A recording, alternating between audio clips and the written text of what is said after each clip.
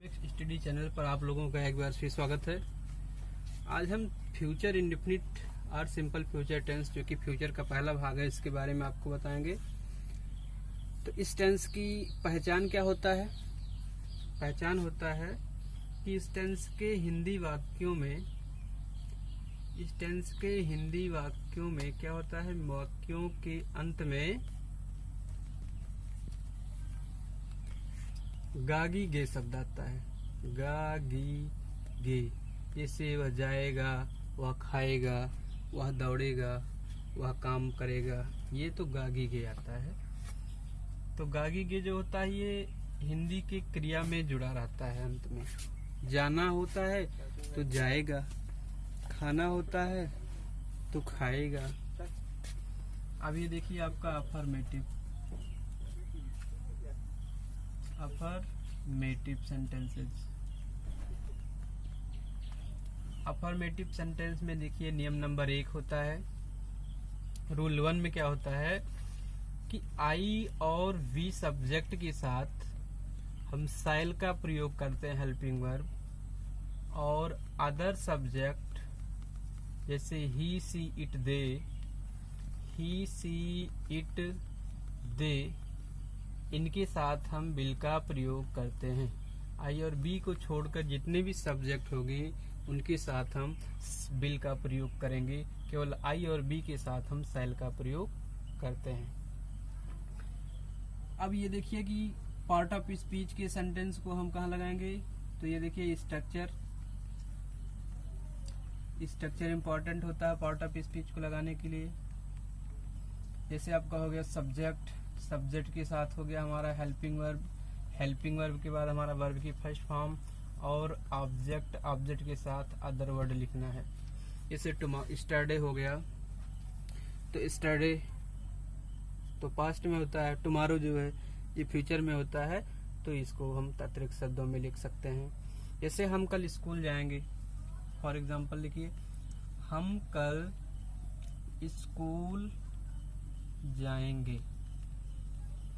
इस वीडियो में आपको हम बड़े सेंटेंस भी कराएंगे, लेकिन कॉन्सेप्ट को पहले हम आसान शब्दों में समझते हैं।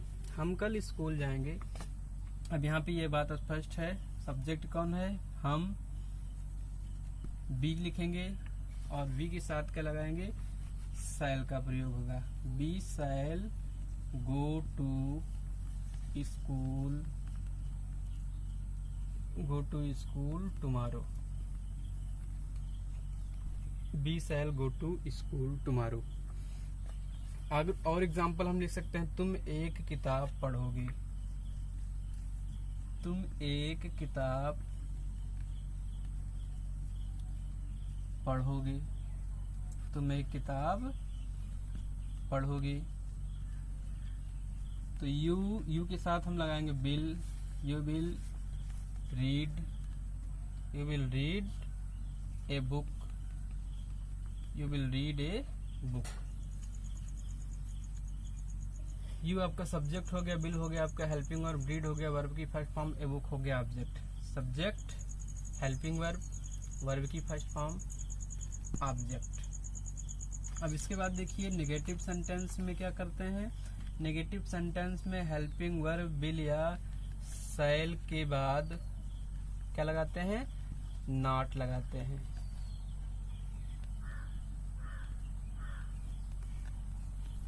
हेल्पिंग वर्ब बिल और शैल के बाद नॉट लगाते हैं। स्ट्रक्चर आपका बन जाएगा। स्ट्रक्चर क्या होगा, ये स्ट्रक्चर हो जाएगा subject helping verb plus not plus verb की first form plus object plus other word. ये हो गया। जैसे लड़के दिन में नहीं सोएंगे। लड़के ऊपर लिखिएगा, दिन में नहीं सोएंगे। अब यहाँ पे सब्जेक्ट क्या है, सब्जेक्ट है लड़के। सब्जेक्ट क्या है, लड़के। तो लड़कियों के लिए क्या लगाएंगे, लड़के के लिए बॉय। क्या लगाएंगे, बॉय। लड़के दिन में नहीं सोएंगे। The boys will not sleep in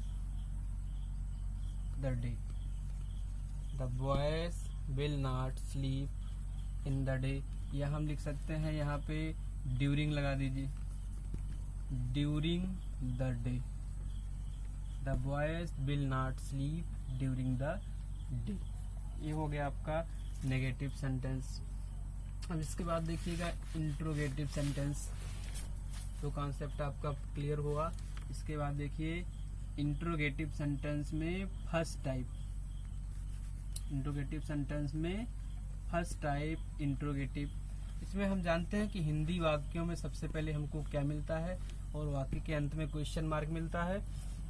तो इसका ट्रांसलेट करने के लिए हम क्या करते हैं कि ट्रांसलेट करने के लिए हेल्पिंग वर्ब को सब्जेक्ट के पहले लिखते हैं, हेल्पिंग वर्ब को सब्जेक्ट के पहले लिखते हैं। अब देखिए स्ट्रक्चर कैसे लगाएंगे। स्ट्रक्चर, तो स्ट्रक्चर में हम क्या लिखेंगे, विल या shall plus subject plus verb की first form plus object plus other word plus question mark. हाँ, फॉर एग्जाम्पल क्या लेते हैं, क्या वे आम खाएंगे, क्या वे आम खाएंगे। तो हेल्पिंग वर्ब लिखना हमको, सब्जेक्ट देखते हैं वे है, will they eat, will they eat mangoes, will they eat mangoes. एक आम में तो सब खा नहीं पाएंगे, प्लूरल लिखेंगे विल दे ईट मैंगोज और क्वेश्चन मार्क लगाइएगा। ये बात क्लियर हो गया। अब इसके बाद देखिएगा second type interrogative. Second type interrogative तो क्या होता है, इसमें हिंदी वाक्यों में क्या आता है, हिंदी वाक्यों में प्रश्नवाचक शब्द बीच में आता है, प्रश्नवाचक शब्द बीच में आता है। हिंदी वाक्यों में प्रश्नवाचक शब्द बीच में आता है। अब इसमें क्या करेंगे, प्रश्नवाचक शब्दों की इंग्लिश ट्रांसलेट करते समय सबसे पहले लिखते हैं। तो हमारा स्ट्रक्चर क्या बन जाएगा, हमारा स्ट्रक्चर बन जाएगा question word plus helping verb plus subject plus verb की first form plus object plus question mark. Object के बाद हम अदर वर्ड भी लिख सकते हैं, other word plus question mark. अब यहाँ देखिए एग्जाम्पल से स्पष्ट कीजिए। एग्जाम्पल क्या लिख सकते हैं, एग्जाम्पल ले सकते हैं हम कल कहाँ जाएंगे, हम कल कहाँ जाएंगे।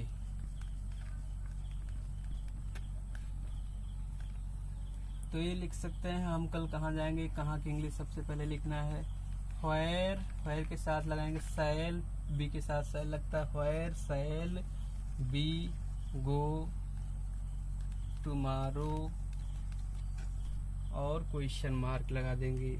ये बात हो गई क्लियर कि क्वेश्चन मार्क लगा देंगे।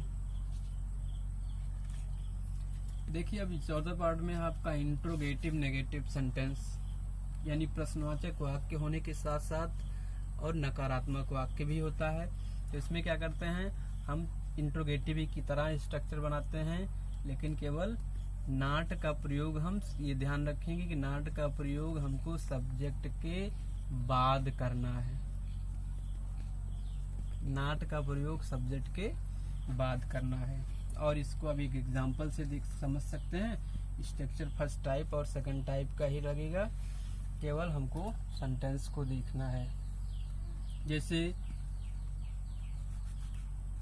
क्या वह कल दिल्ली नहीं जाएगा, क्या वह कल दिल्ली नहीं जाएगा।